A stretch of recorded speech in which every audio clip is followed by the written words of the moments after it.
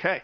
Well, everybody, it is absolutely fantastic to have you here today. I'm really excited to kind of share some tips on Dynamo, just to give you kind of a little bit more background on what to expect for today.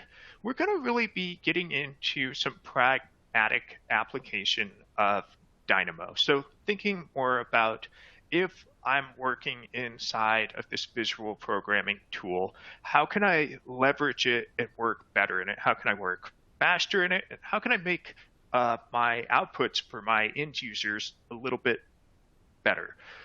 In terms of like, do you need to be an expert to enjoy this class? The answer is no. And if you have zero skills, are you going to be totally overwhelmed?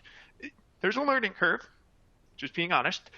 But hopefully, as we kind of get into here, you can have your interest piqued into cool things that Dynamo can do, and again, techniques for making it a better application for you. So just some highlights here, some things that we are going to look at.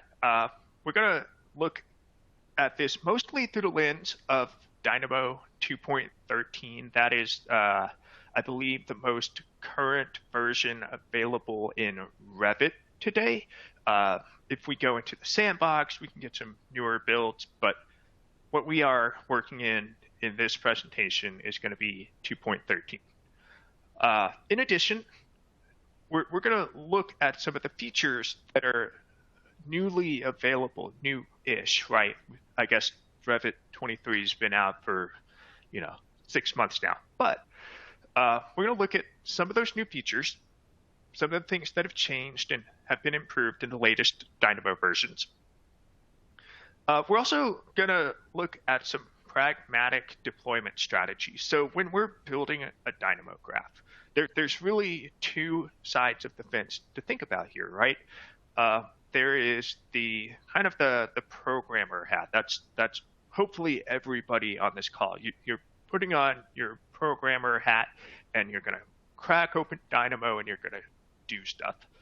But then we also have to think about the users that probably don't know Dynamo exists, don't want anything to do with it, but we still want to make Dynamo graphs that those people can use.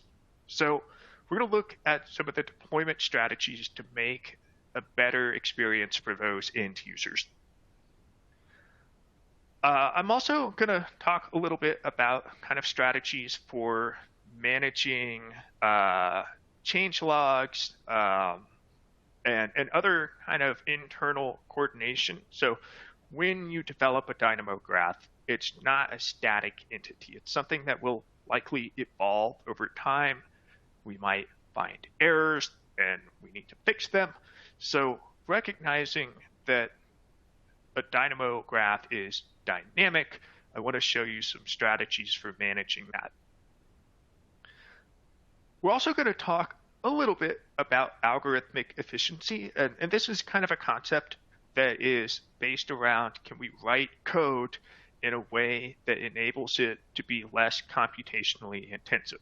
Otherwise, maybe described as simplifying code to make things run faster.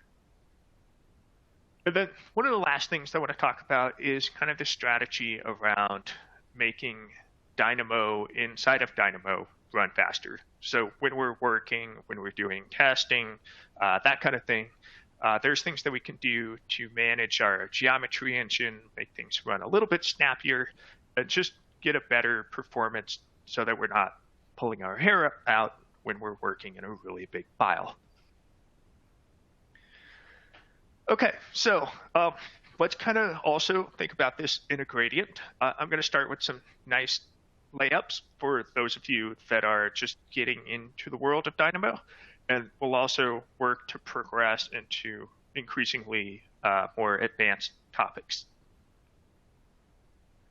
So one thing that I like to start with whenever I talk about Dynamo as an application, and I think no matter your skill level, it's always good to kind of have this mindset.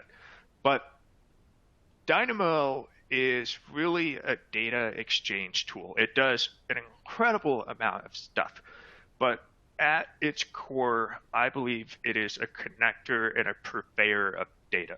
So it's very easy for us to run Dynamo inside of Revit or Civil 3D or other Autodesk applications, but then to connect them to other applications like Excel or Power BI or even a website. And so thinking about Dynamo in that way, that it is kind of a data management tool that handles transactions and issues commands for data transactions, I think having that mindset really can broaden your horizon to Dynamo as an application.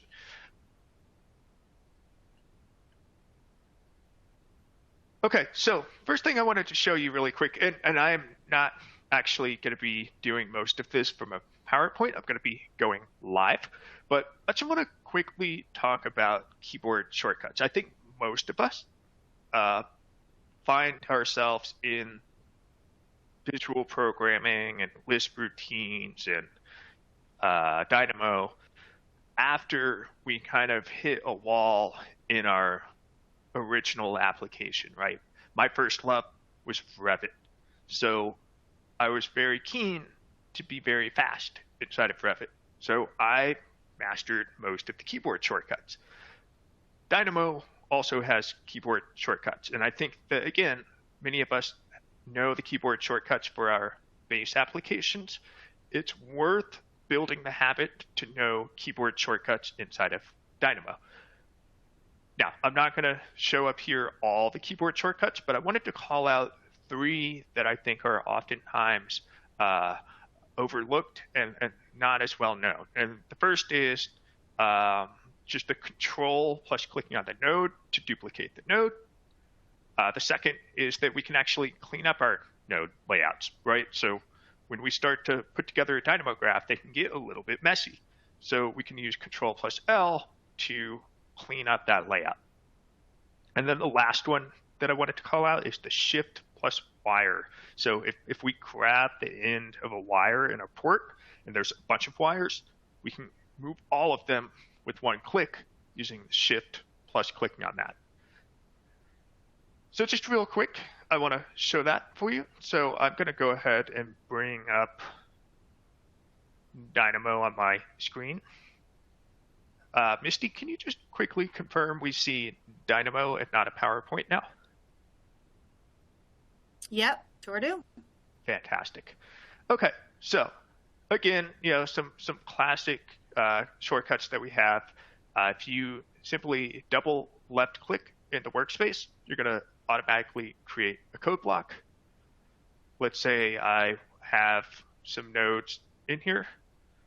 If I recognize that I want multiple dictionaries, rather than coming back in here and bringing this guy up and bringing in another element, we can just really quickly select the node, and then by holding down that control key, we can duplicate a copy. Another thing that's kind of interesting is if we have some kind of output that's feeding in and we do the same thing, it's going to also map to those outputs. So some benefits to using that control to duplicate your nodes. And then again, let's say I just keep, and I know this is completely nonsensical for those of us that are good Dynamo users, but let's just say I kind of start building a set of nodes together and things start to get a little bit messy. Again, one of the cool things that we can do is we can use Control plus L on the selected nodes we have, kind of automatically clean things up. And remember, like when it's just a couple of nodes, maybe that doesn't sound that big of a deal, but when we get into a large graph, it is absolutely critical that we have coherent, easy to read layouts of our nodes. And you don't have to really waste time manually kind of getting it all just so, because again, we have a really nice auto node layout cleanup. Control L. And then the last one I kind of want to point out here is, again, what if I have a whole bunch of stuff that's feeding in, right? Like I have a code block here feeding down to 10, and I realize actually, while that's a good input to have, I've got another input that really needs to go to. If I were to come in here and try to remap all of these, that's kind of a waste of time, right? All you have to do is hold down the Shift key, and then you can grab all of your wires and feed it into another output, right? So again, I'll do that again. Shift, click, hold down your left mouse button, then click again, and you will be able to place that into another output.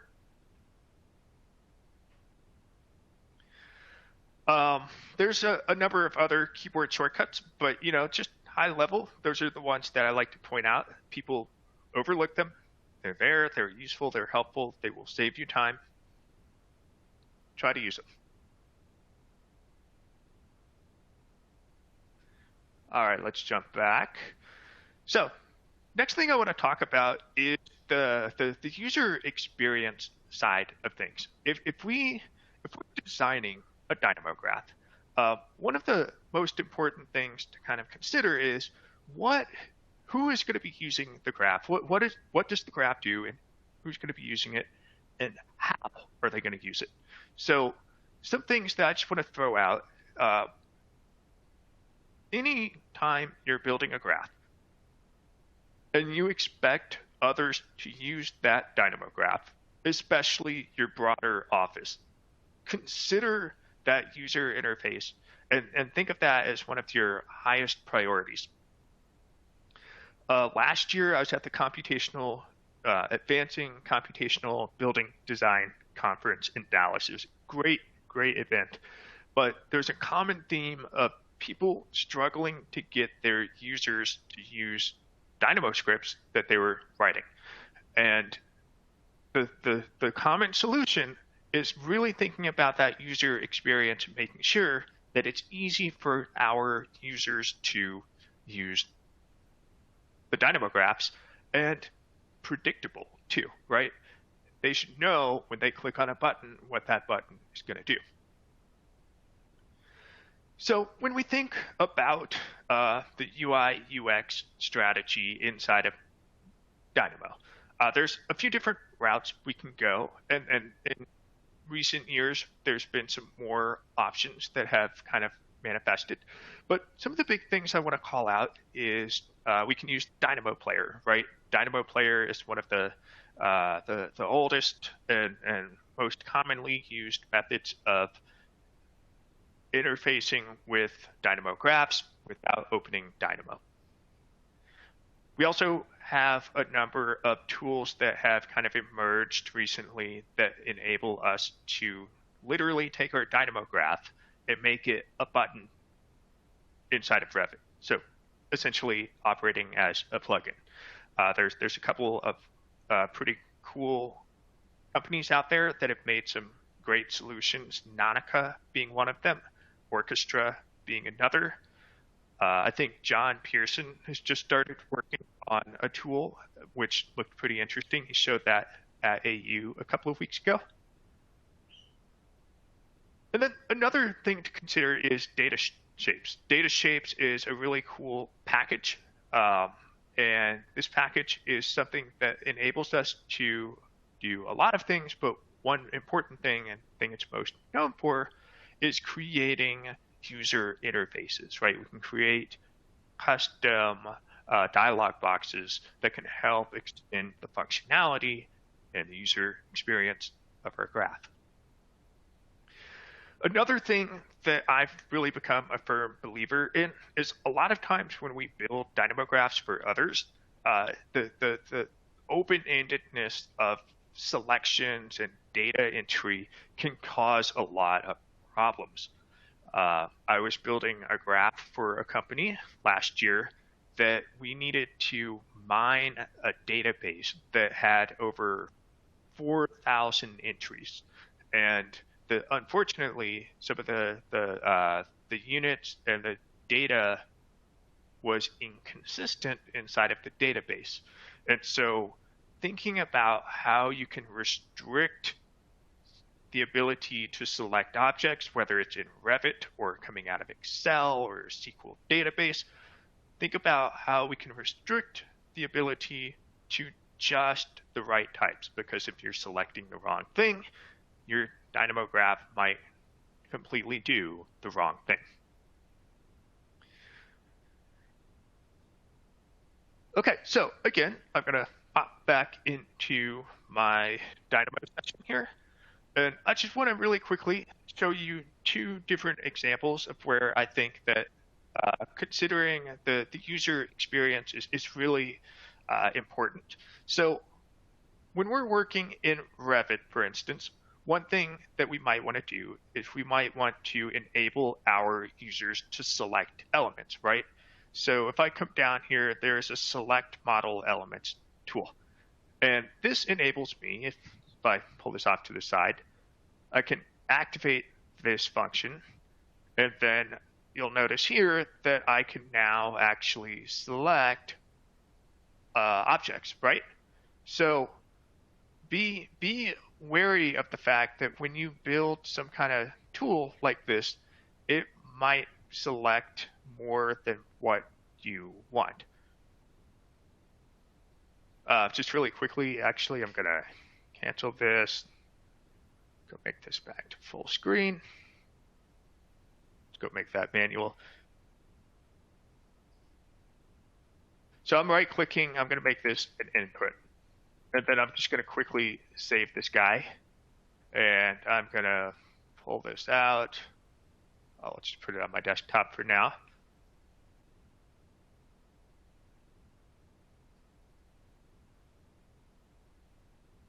Okay, so now I have this selection tool. And if I wanted to, I could come here into my Manage tab, and I could activate my Dynamo player. And let's go to a different folder. I'm going to go to my desktop.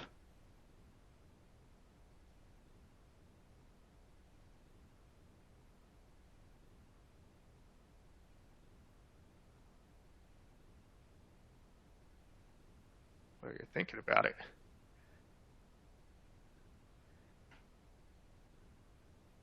Oh, where did it go?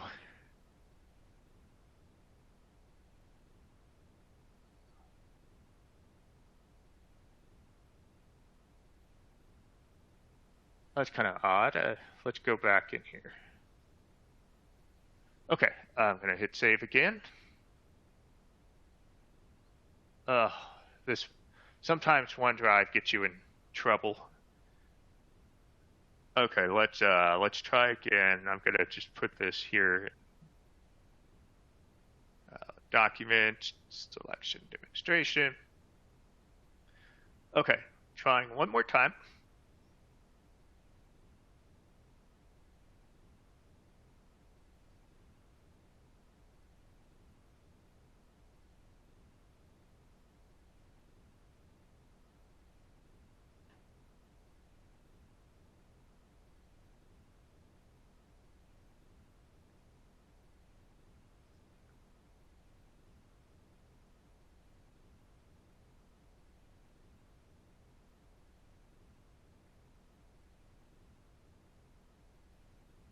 There we go. All right. Okay, so here we go. We have our selection demonstration tool in the Dynamo player. And what I want to do just really quickly is I want to select some elements, right? So I can just come in here and I can select a bunch of stuff. But here's the thing. Like when we use a tool like this, there's a real risk that we're selecting more than we want to, right? If for instance, I just wanted to select for instance, rooms, I should really consider restricting the ability of my end user to only be able to select an element of that category or that type, for instance, right? So there's a number of strategies that we can use to kind of qualify and restrict what we're selecting. But one of the easiest here is simply to select model elements by category. So rather than doing select model elements, we're adding kind of this restrictor here, and it gives you the ability to actually specify a category that we want to restrict our selection to. So again, maybe we just want to select rooms, and then I'm going to delete this guy. I'm going to make that my input. I'm going to save it again. And let's see, let's get this thing to go again. So I'm going to, again, try to select. And notice now that when I use my selection tool, all I can click on is rooms. So the pro tip here is think about how you select elements and how your users can select elements. And if you only want them to select a certain type of element, make it only possible for them to select that type, that category, whatever that qualifier is of that element. I lost my...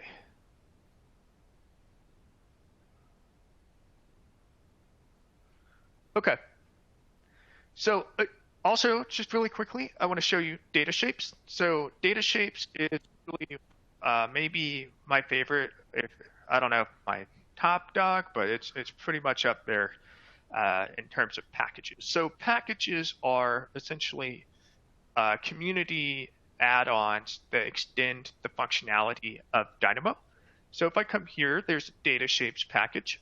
And this data shapes package is something that I have installed that gives me a set of nodes that allows me to design input forms. So I can come in here and I can build an input form that my users can interface with. So while the Dynamo player is definitely a viable and useful tool, it's definitely also the case that we can use things like data shapes to really enhance what we're working on. So just a really quick demonstration of data shapes. So if we kind of run through here, there's only, I think, 2 nodes that I really need to focus on. So I'm going to look at those. So there's an input, which is really going to be what are the things that my end user is going to control in my input form. So if I come in here to my user interface and input, you'll notice here I have a Boolean input. And maybe I also want a slider, right? So 2 different input types. And I can actually take these and I can feed them into my inputs. However, I will need a list in order to feed both of them. Okay, so I'm going to feed my Boolean input and my slider input. And then this isn't actually going to run unless I include a Boolean that forces it to run. So those are the 2 inputs that you need at a minimum. The rest of these are just really helping to customize what you're putting together. I'm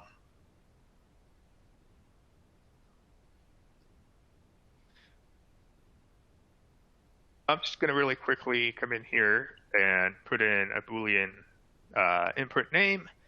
And then I'm also going to set a maximum and a minimum for my slider. Let's go ahead and delete this guy, and I'm going to hit run. So what you see here is a really basic, just skeleton input form here that data shapes is creating. But you can see that I'm able to generate kind of a yes/no form. I'm able to add sliders. And once I do this, for the user, we can add all sorts of context and text to explain what these different functions are actually responsible for. But at a high level, I would suggest, especially since there's a lot of beginners on the call, data shapes and the UI form and all of its inputs are one of the best packages to check out.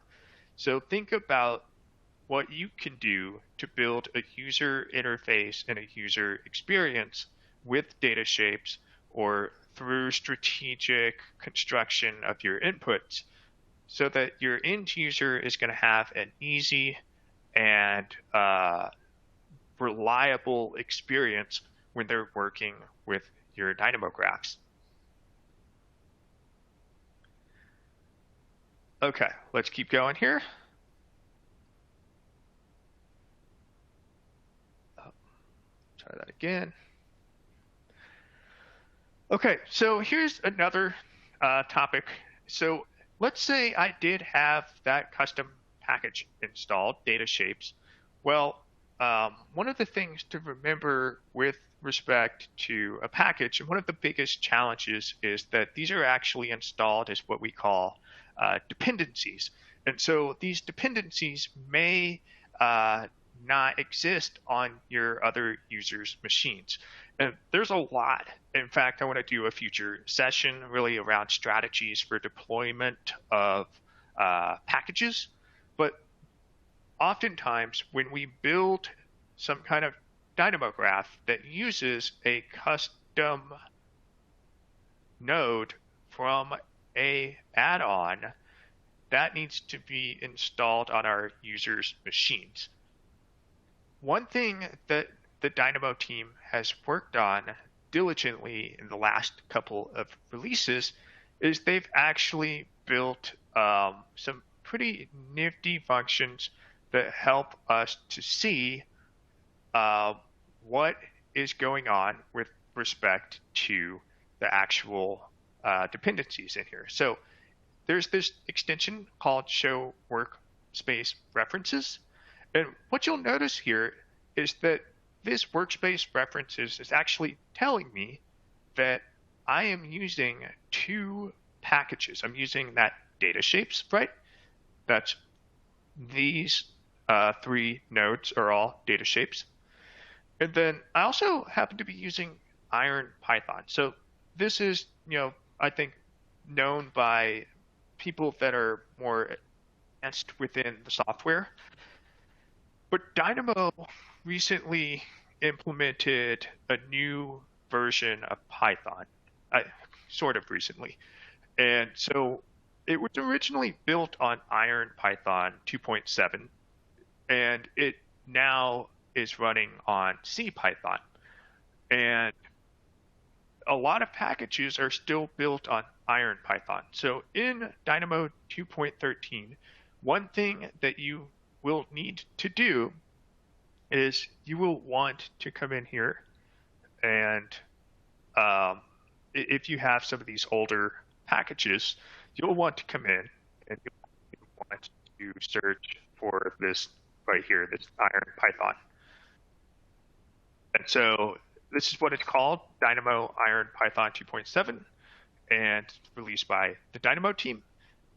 Installing this will make your packages that are built on Iron Python continue to work inside of Dynamo.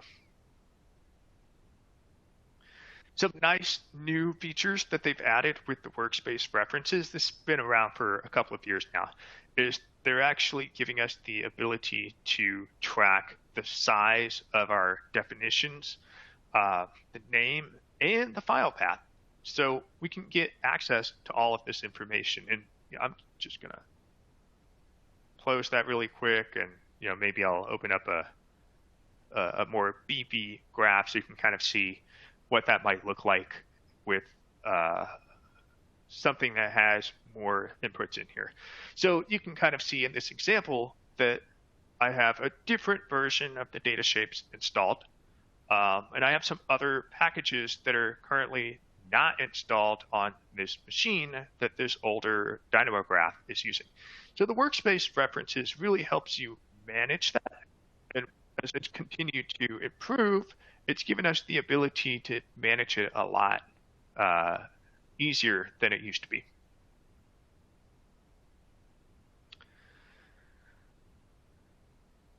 Okay. Another function that I would like to show you really quick is, well, let's go back here. Is the documentation browser. So as we're kind of working in Dynamo, I think one of the biggest learning curves is around understanding what you're doing, right? But more importantly, let's say I have a situation where I have a warning that comes in. For instance, if I were to try to feed this 0 into the input name for this Boolean input, and I tried to run this, it's going to throw a warning message here, right? And so there's a whole, as we kind of level up as Dynamo users, there's things that we can do and kind of understand, hey, I need to pay attention to my data type, that's a integer, this is a string. But what's cool is that in this latest version of Dynamo, they built out this new function, documentation tool. And so if I click on this learn more, it's going to bring up this documentation browser. And this browser, I think, is a game changer for novice and new Dynamo users because it gives a really good explanation of what the error message might be indicating. So in this case, I can read through here, and it's just letting us know, hey, look, it's expecting a certain type of input, but the input that it's received, it can't use. And so its suggestion is to check what input type you're using and change it. So we understand, well, it seems to be failing because the input type is asking for a string, right? If I hover over this input name, it's telling me right there in that little pop-up, string. And what I'm feeding it is a number. So this yes, no is a string, it's text.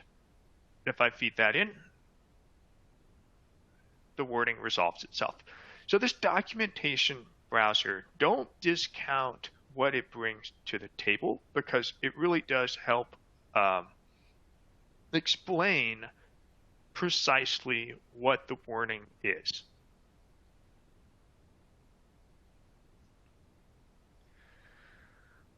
All right, so let's keep going here. So the next thing I want to talk about is the run complete with error. So this is a topic that kind of gets into more advanced Dynamo, but when we build Dynamo graphs and we want them to run inside of Revit, potentially in a button or in the Dynamo player, one of the things that can be really frustrating is that we'll get a warning message inside of Dynamo that we expect to get, and we don't care, and it doesn't have any bearing on the outcome of the graph. But in here, it might throw a scary warning, and your users might get confused by what the purpose of that warning message is. So just as I've kind of come in here and built a graph that throws an intentional warning, I'm going to make another file. Let's go ahead and close that documentation browser. I'm going to get something here. Potentially, let's go collect those rooms again. So I'm going to come in here. I'm going to go into Revit.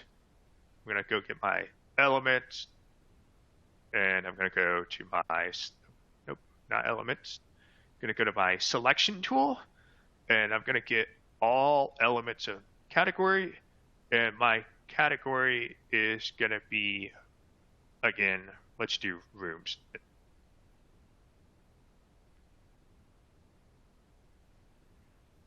Okay, so what I'm doing here, right, is I'm actually collecting all of the rooms in this file, which is great. And maybe what I want to do is I want to do some kind of modification to adjust some parameter in there, right? So I'm going to come in here and I'm going to do uh, uh,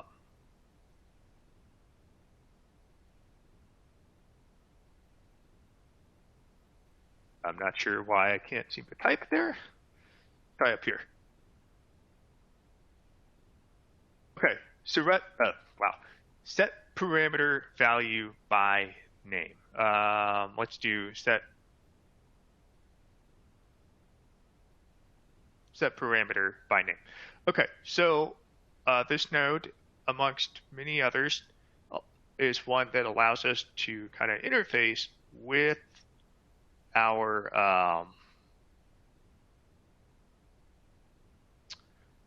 this allows us to interface with the parameters of an element. So for instance, if I were to come in here and I wanted to modify the value of a specific parameter in here, I certainly could, right? So maybe I come in here, I look at this, and I want to renumber everything. So I want to take my count here. Okay, that's just not letting me type in there, so we'll just keep working up here. Okay, so I'm just going to renumber all of this, and my logic's not really going to be coherent, but I'm going to take this list, and I'm going to make a new numbered list out of it. We'll start from 1, go to X.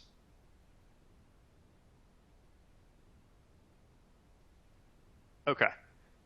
And then we're also going to, again, we're going to take that room number as our parameter name. We're going to feed this in. And when we feed that in, it's not a number that would make sense. Okay, so here's a useful tip. Even though number is a number, it's really not a number for this value. So I'm feeding in a list of integers, right? But my data type needs to be a string and not integers. So what I can do here as kind of like a quick and easy way, I mean, there's different things we can do, right?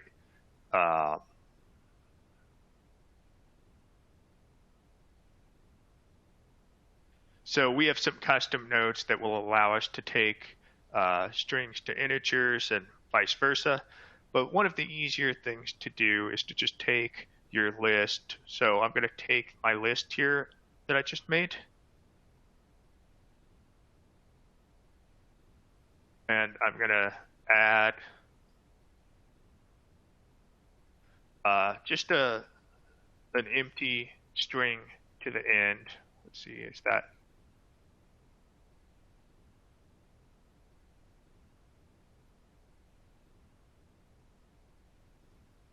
Okay, let's see. What do we want to do here? X plus string.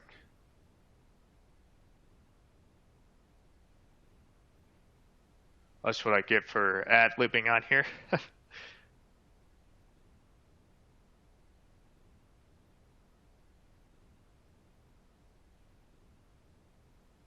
I might have to do a list map.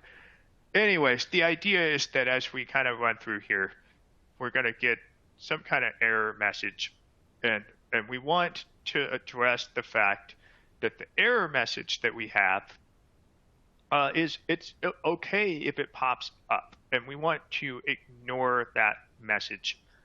So right now, if I were to take this guy, and let's just save it again.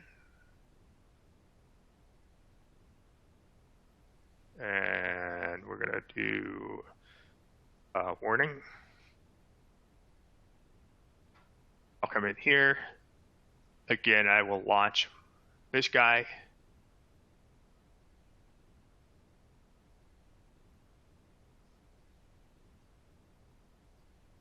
Okay, and when I run this thing,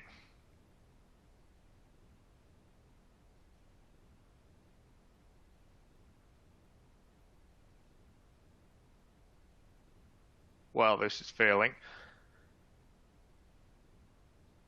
I would like to get a warning, but Not getting that warning at the moment. Okay, so let's just save this really quickly.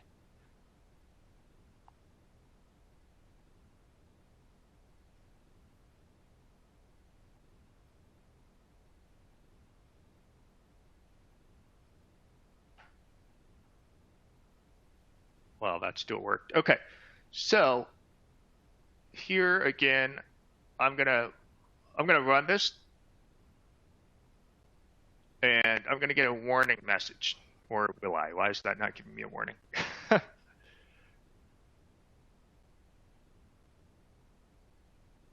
I'm not sure why I can't seem to get this to throw the warning. But the idea is that when we're running uh, any kind of Dynamo graph, and we have kind of a warning message that we expect to get, one of the great things that we can do is we can actually use this function apply tool. And the function apply tool enables us to feed a node that we expect to get kind of this warning message and let it just not run if the warning message is going to be there, or run and essentially not throw that warning.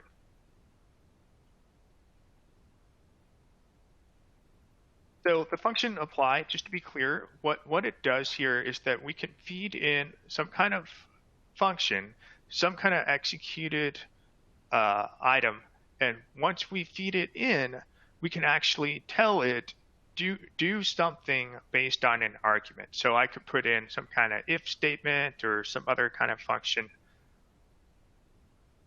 Again, I can't type there for some reason. It's all good. So I can bring up an if statement and feed this in, right? If true, do this. If false, do that.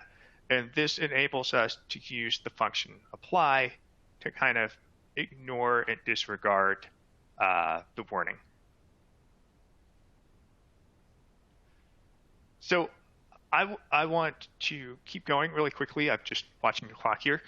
So next one I want to show is embedding links. So one thing that I think is oftentimes overlooked with respect to working in Dynamo is that we are classically trained as architects, engineers, and that sort of thing. And it's really oftentimes a foreign thought for us to emulate developers and programmers, people that are classically trained in that world. And there's a lot of different practices that are out there that are good to emulate. And a good example of this is a changelog. So when we're working in our Dynamo graphs, we can embed links into them. And these links are things that we could potentially have just for our internal designers, or they could automatically open something for the end user when the script is run. So let's just really quickly take a look at this. So I'm going to go back into here. Let's go ahead and clear this out for the moment. And so first example, maybe I want to take an existing file that I have, right? So I can take, let's go down here. I'm off screen. I'm going to go to Dynamo. I'm going to go to Files. Okay, so you can see this here. So what I'm doing is I'm going to come in here to my graph releases, and I'm going to go open up. Let's do this model reviewer. Here's this revision log that we have. It's an Excel file, and I can copy the link of this guy. Oops, try that again. And then I can actually paste that into my code block. So what I like to do, if you work with code blocks, if you do a double backslash, that's going to make essentially a comment. And then we could paste in that item. And if I were to then hold down the control key, I can click on this link. And believe it or not, it will actually open up the link that I have. So you can kind of see that this is a good way to kind of strengthen that relationship between as I'm working on a Dynamo graph. And I want to include documentation. I want to have some kind of internal communication structure. I want a revision log. I can take my links, if I'm using SharePoint or even some kind of server-based thing, I can take those links and I can actually drop them inside of my Dynamo graphs.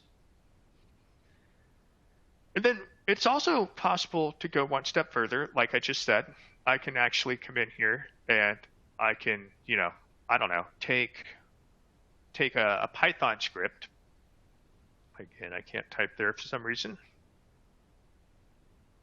I can take a Python script and maybe this becomes a string.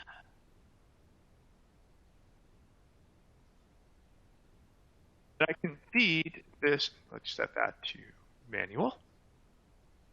I can feed this into the Python script. So just really quickly, I'm going to set this up.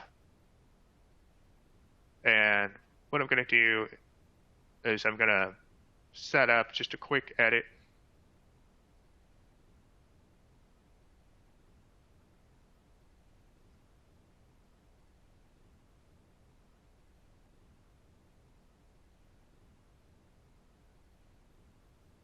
Okay, here we go. So I'm going to take this. I'm just going to quickly make a function. And a shout out to Carl Storms. He showed this trick a year or two ago at an AU session. Let's do import function. Import web browser. Web input. And then what I'm going to do is do web browser.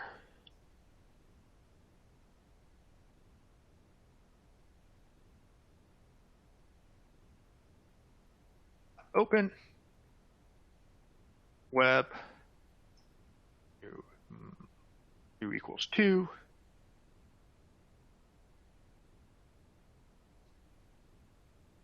See if we can get that to work. Oh, I have a typo here.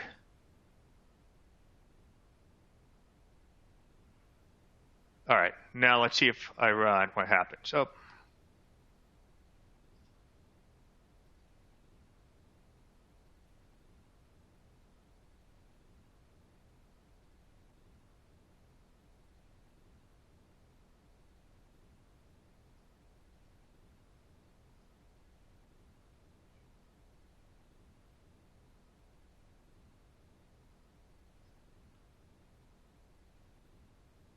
For web browser.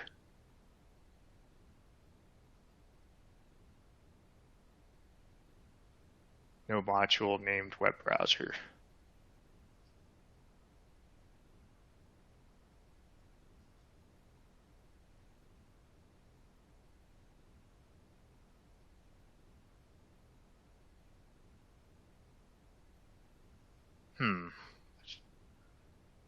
Let's go open that guy up. I think I have a copy of this file.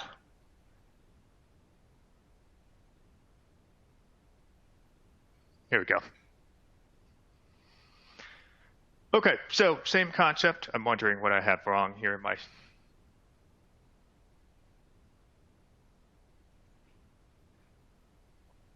Okay, so I'm going to move this over. And again, same thing. So I can hit run and I can actually open up a web page.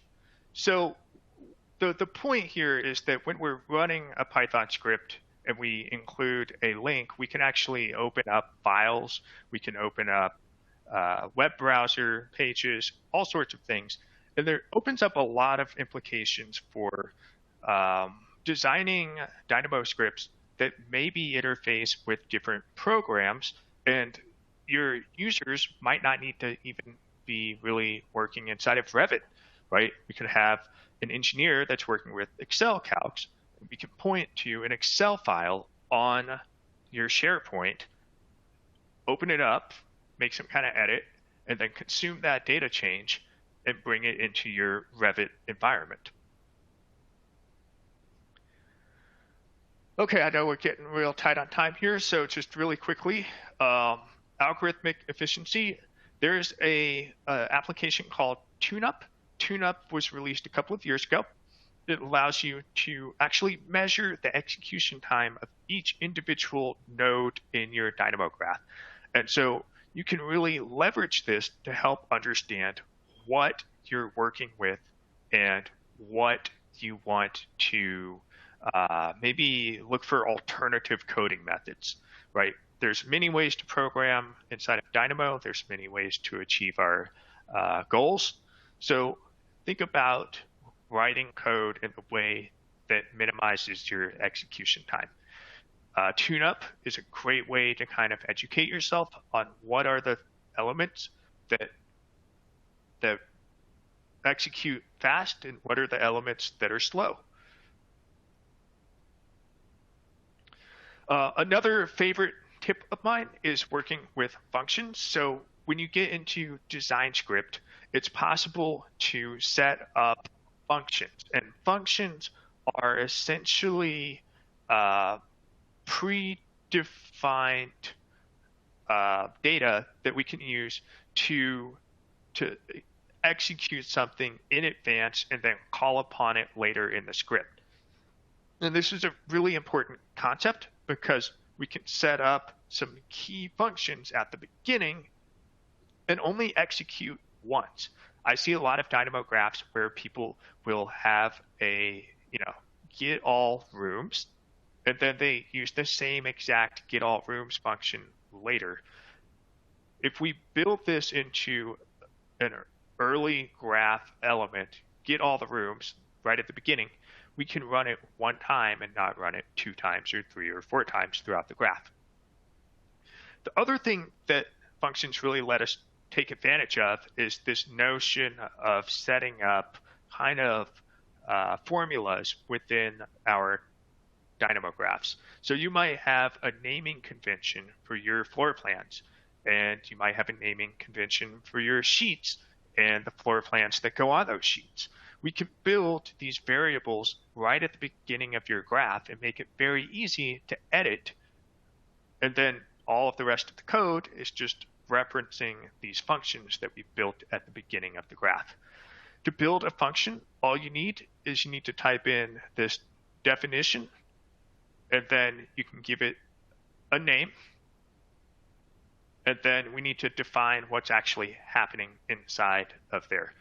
So we're giving it a name, and then we're actually giving it a variable that feeds into and activates the function.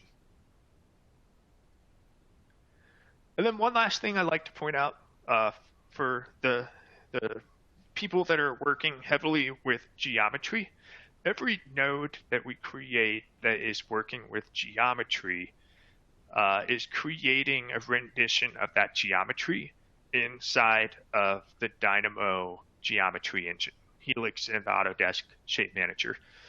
So we probably don't want all of the Dynamo geometry that we're working with to be rendered every single time. So one thing that we can do is we can actually turn off geometry as it's created. So still no typing in there. So if I go in here and do by coordinates, what you'll see is that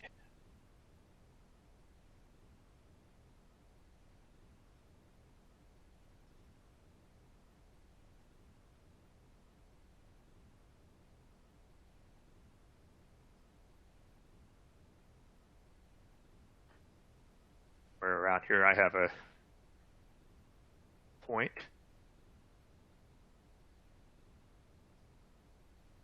Well, anyways, there should be a point showing up, but I can come in here, right, and I can actually turn off the preview for that point. And then another thing that we can do is that if we come into our Dynamo preferences, we can actually show the run preview or disable the run preview. So there's a lot that you can do with respect to turning on and off geometry and making sure that things that we're setting up don't actually get rendered to improve the performance speed. But it's just another tip, just a heads up, something to think about. So I think we kind of blew through the hour. So I think that's all I've got for now, but hopefully some of those tips were rather interesting. If you want to learn more about any one of these, since we kind of just glanced off of them surface level, feel free to reach out to me. I'd be happy to go into greater depth on each one of these items, just to show you exactly how you can take advantage of them to make Dynamo work better for you. Really quick, Anthony, before we jump off, because I know Alex has stayed on for a quick question. And by the way, we've gotten a lot of great kudos for the content here. Alex would like to know, how do you copy and paste a written Dynamo script? Are we talking about like quite literally an entire, like if you wanted to take this? So there's a lot of ways that could go, Alex. I would say that one thing, let's say I want to take all of this and put it in another graph. I mean, that's something that I frequently do. You can literally copy, cut to your clipboard, and then maybe you open a new graph, and you can, ironically, that activates this guy, but you can paste that straight in, and it will actually kind of be pasted in. Same for if we get into any design script heavy stuff, you can simply just copy and paste elements. So the cut, clip, paste, all of those functions do work between those different scenarios. Fantastic. Yeah, I know that we are over the hour here, but I wanted to thank you, Anthony, for such an incredible webinar, such great content. And for those who have attended today, I hope that it was meaningful for yourself and your businesses, and we do look forward to seeing you on future webinars. A couple of you have asked about the recording. You will get a recording within 48 hours so that you can have it for your records as well. So thank you all. Have a wonderful day. Awesome. Thank you.